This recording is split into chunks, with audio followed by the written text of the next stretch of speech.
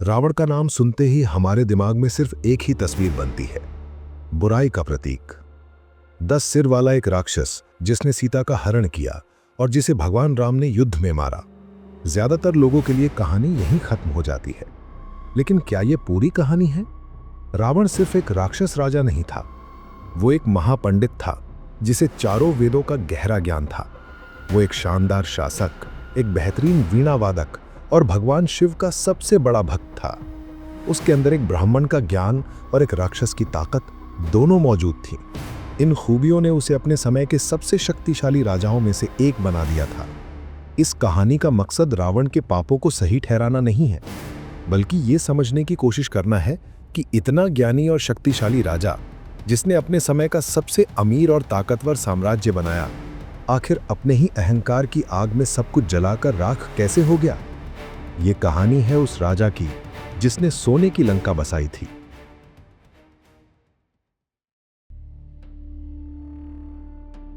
रावण के राज की ताकत और अमीरी का सबसे बड़ा सबूत थी उसकी राजधानी लंका। यह सिर्फ एक शहर नहीं था, बल्कि उस दौर की इंजीनियरिंग और आर्किटेक्चर का एक कमाल का नमूना था। इसे सोने की लंका क्यों कहते थे? क्या यह सिर्फ एक कहावत थी? नहीं, कहानियों के मुताबिक लंका की ज्यादातर बड़ी बड़ी इमारतें और रावण का महल सोने से बने थे। जब सूरज की किरणें इन पर पड़ती थीं, तो पूरा शहर किसी दिव्य रोशनी में चमक उठता था। ये बेशुमार दौलत और ताकत का खुला प्रदर्शन था, जो दूर दूर के राजाओं तक ये संदेश पहुंचाता था कि रावण कोई मामूली राजा नहीं है। लेकिन लंका की खासियत सिर्फ सोना नहीं थी, शहर की प्लानिंग भी कमाल की थी। चौड़ी और सीधी सड़कें, बड़े बड़े हॉल, सुंदर बगीचे और तालाब पूरे शहर में फैले हुए थे। इनमें से एक अशोक वाटिका बहुत खास थी, जहां दुनिया के सबसे दुर्लभ फूल और पेड़ पौधे लगाए गए थे। लंका की सुरक्षा को तोड़ना लगभग नामुमकिन माना जाता था। इसकी सिक्योरिटी कई लेयर्स में थी। शहर का समुद्र के बीच में होना ही उसका सबसे बड़ा सुरक्षा कवच था। शहर के चारों ओर सोने की एक बहुत ऊंची और मजबूत दीवार थी, और उस दीवार के बाहर एक गहरी खाई जिसमें पानी और खूंखार मगरमच्छ भरे होते थे, ताकि कोई दुश्मन तैरकर भी पार न जा सके। शहर में घुसने के लिए 4 बड़े बड़े दरवाजे थे, जिन पर 24 घंटे सबसे ताकतवर राक्षस पहरा देते थे। लेकिन सुरक्षा सिर्फ पहरेदारों के भरोसे नहीं थी। इन दरवाजों पर ऐसी विशाल मशीनें लगी थीं, जो दुश्मन को देखते ही अपने आप उन पर पत्थर और हथियार बरसाने लगती थीं। ये बहुस्तरीय सुरक्षा प्रणाली लंका को उस युग का सबसे सुरक्षित और अजेय किला बनाती थी।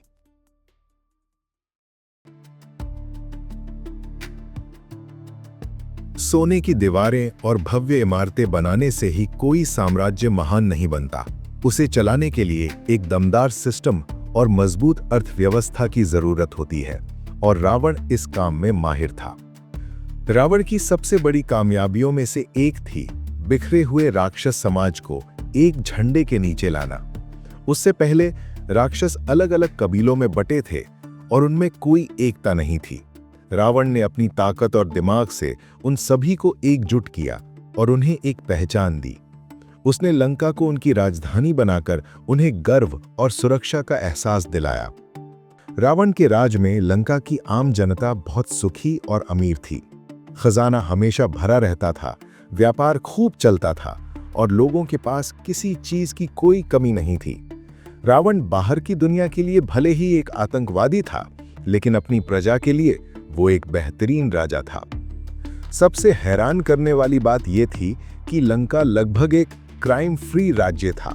कानून इतने सख्त और सजा इतनी कठोर थी कि कोई भी जुर्म करने की हिम्मत नहीं करता था। लोग बिना किसी डर के अपनी जिंदगी जीते थे। लंका की इस बेहिसाब अमीरी के पीछे एक काला सच भी था। यह दौलत नैतिक तरीकों से नहीं कमाई गई थी। रावण की अर्थव्यवस्था का बड़ा हिस्सा दूसरे राज्यों पर हमला करके और उन्हें लूट कर आता था। वो हारे हुए राजाओं का खजाना लूट लेता और उन पर भारी टैक्स लगा देता था। इस साम्राज्य की नींव ही एक धोखे पर रखी गई थी। ये सोने की लंका असल में रावण के सौतेले भाई कुबेर यानी धन के देवता के लिए बनी थी।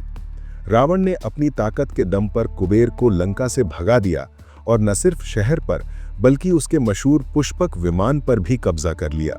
संक्षेप में, रावण एक शानदार प्रशासक था जिसने अपने राज्य के अंदर एक खुशहाल और सुरक्षित समाज बनाया।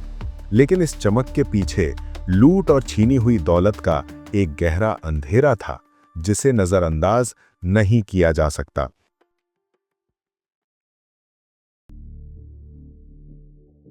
रावण सिर्फ लंका का राजा बनकर ही खुश नहीं रहने वाला था। उसका सपना था पूरे ब्रह्मांड पर राज करना, और इस सपने को पूरा करने के लिए उसने एक ऐसी सेना बनाई थी जिसका सामना करने की हिम्मत किसी में नहीं थी। पुरानी कहानियों में रावण को त्रिलोक विजेता कहा जाता है। इसका मतलब है वो जिसने तीनों लोकों, स्वर्गलोक, पृथ्वीलोक और पाताल लोक को जीत लिया हो। उसने अपनी ताकत से धरती के अनगिनत राजाओं को हराया, यहां तक कि उसने देवताओं के राजा इंद्र को भी युद्ध में हरा दिया था। उसका खौफ इतना ज्यादा था कि उसने मौत के देवता यमराज से युद्ध किया और न्याय के देवता शनि को बंदी बनाकर अपने सिंहासन के नीचे दबाकर रखा था। ये घटनाएं दिखाती हैं कि रावण खुद को भगवान से भी ऊपर समझने लगा था। रावण का साम्राज्य सिर्फ लंका तक ही सीमित नहीं था। उसका शासन दक्षिण भारत के कुछ हिस्सों से लेकर आज की मलेशिया, इंडोनेशिया और बर्मा जैसे दक्षिण पूर्व एशिया के कई द्वीपों तक फैला हुआ था। समुद्र के पार इतने बड़े साम्राज्य को नियंत्रित करने के लिए उसके पास एक बहुत शक्तिशाली नौसेना यानी नेवी भी थी। रावण की सेना की असली ताकत उनके हथियार नहीं, बल्कि उनकी मायावी शक्तियां थीं। वे इंद्रजाल यानी जादू और भ्रम पैदा करने की कला में माहिर थे। वो अपनी इच्छा से अपना रूप बदल सकते थे। वे लड़ाई के मैदान में अचानक गायब हो सकते थे। वो ऐसा भ्रम पैदा कर सकते थे कि दुश्मन सेना को कुछ समझ ही ना आए। ये जादुई लड़ाई का तरीका उनकी सेना को उस दौर की किसी भी दूसरी सेना से 1000 गुना ज्यादा खतरनाक बना देता था। रावण के बेटे मेघनाद या इंद्रजीत और भाई कुंभकर्ण जैसे महारथी तो अकेले ही हजारों के बराबर थे। रावण का साम्राज्य सिर्फ दौलत और बाहुबल पर ही नहीं टिका था। उसकी राजधानी लंका ज्ञान, कला और टेक्नोलॉजी का भी एक बहुत बड़ा सेंटर थी। रावण खुद इन चीजों का बहुत बड़ा संरक्षक था। रावण सिर्फ एक योद्धा नहीं, बल्कि अपने समय का एक बहुत बड़ा विद्वान भी था। उसे चारों वेदों का गहरा ज्ञान था और वो ज्योतिष, आयुर्वेद और राजनीति में माहिर था। उसने रावण संहिता नाम का एक ग्रंथ भी लिखा, जिसे आज भी ज्योतिष और तंत्र मंत्र की दुनिया में बहुत महत्वपूर्ण माना जाता है। उसकी यही दिमागी ताकत उसे बाकी राक्षस राजाओं से अलग और ज्यादा खतरनाक बनाती थी। ज्ञान के अलावा रावण कला और संगीत का भी बहुत शौकीन था। वो खुद एक बेहतरीन वीणा वादक था। भगवान शिव के प्रति उसकी भक्ति इतनी गहरी थी कि उसने शिव तांडव स्तोत्र की रचना कर डाली। ये स्तोत्र आज भी भगवान शिव के भक्तों के बीच बहुत लोकप्रिय है और ये रावण की असाधारण काव्य प्रतिभा का सबूत है। लंका टेक्नोलॉजी के मामले में भी अपने समय से बहुत आगे थी। इसका सबसे बड़ा उदाहरण है पुष्पक विमान। ये कोई मामूली उड़ने वाला रथ नहीं था। ये एक ऐसी अविश्वसनीय मशीन थी जो मन की गति से चलती थी, सोचते ही कहीं भी पहुंच जाती थी, अपनी मर्जी से छोटी या बड़ी हो सकती थी। उस पर चाहे कितने भी लोग बैठ जाएं, हमेशा एक सीट खाली रहती थी। भले ही ये विमान उसने अपने भाई कुबेर से छीना था, लेकिन इसका होना यह साबित करता है कि उस दौर में ऐसी एडवांस टेक्नोलॉजी मौजूद थी। आज भी श्रीलंका में कुछ लोग रामायण काल से जुड़े उन ठिकानों की खोज कर रहे हैं जिन्हें उस समय के एयरपोर्ट माना जाता है। ये सब उस पौराणिक तकनीकी तरक्की की ओर इशारा करता है। रावण का साम्राज्य शानदार था, उसकी प्रजा खुश थी और उसकी ताकत का कोई मुकाबला नहीं था। लेकिन सिक्के का हमेशा एक दूसरा पहलू होता है। लंका की इस सुनहरी चमक के पीछे एक गहरा अंधेरा था, जो आखिर में उसके और उसके साम्राज्य के पतन का कारण बना। ये रावण के चरित्र का सबसे बड़ा विरोधाभास था। वो वेदों का ज्ञानी था, लेकिन उसके काम राक्षसों वाले थे। उसने अपने ज्ञान का इस्तेमाल दुनिया की भलाई के लिए नहीं, बल्कि अपनी ताकत का दिखावा करने और अपनी जिद पूरी करने के लिए किया। उसका ज्ञान उसकी विनम्रता नहीं, बल्कि उसका अहंकार बढ़ाता गया। वो खुद को ही भगवान समझने लगा था। ऋषि मुनियों को परेशान करना, बेगुनाहों को सताना और देवताओं को चुनौती देना उसका शौक बन गया था। लंका की जिस अमीरी की हम बात करते हैं, उसकी नींव ईमानदारी पर नहीं, बल्कि हिंसा और लूट पर रखी गई थी। सोने की लंका और पुष्पक विमान असल में रावण के थे ही नहीं। उसने ये सब अपने भाई कुबेर से जबरदस्ती छीना था। उसका खजाना दुनिया भर के राजाओं को हराकर और उनकी दौलत लूटकर भरा गया था। इसलिए लंका की समृद्धि का एक बड़ा हिस्सा दूसरों के आंसुओं और उनकी हार पर खड़ा किया गया था। ये एक ऐसी अमीरी थी जिसकी जड़ें पाप में थीं। इतिहास गवाह है कि जो साम्राज्य अहंकार और अधर्म पर खड़ा होता है उसका अंत निश्चित है।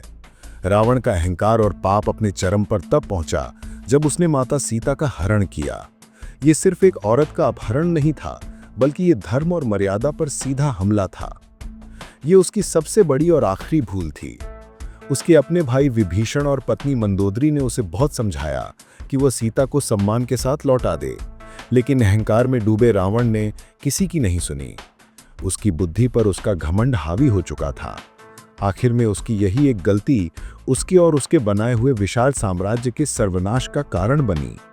उसने जो कुछ भी बनाया था वो सब उसके एक गलत काम की आग में जलकर राख हो गया।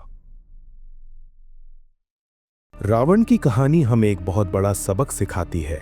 ज्ञान, शक्ति और दौलत का तब तक कोई मूल्य नहीं है जब तक वे धर्म और नैतिकता के रास्ते पर न चलें। रावण का पतन किसी बाहरी दुश्मन की वजह से उतना नहीं हुआ जितना उसके अपने अहंकार की वजह से हुआ। उसकी कहानी बताती है कि काबिलियत का गलत इस्तेमाल हमेशा बर्बादी की ओर ही ले जाता है, चाहे साम्राज्य कितना भी आलीशान क्यों ना हो। लाइक और सब्सक्राइब जरूर करें।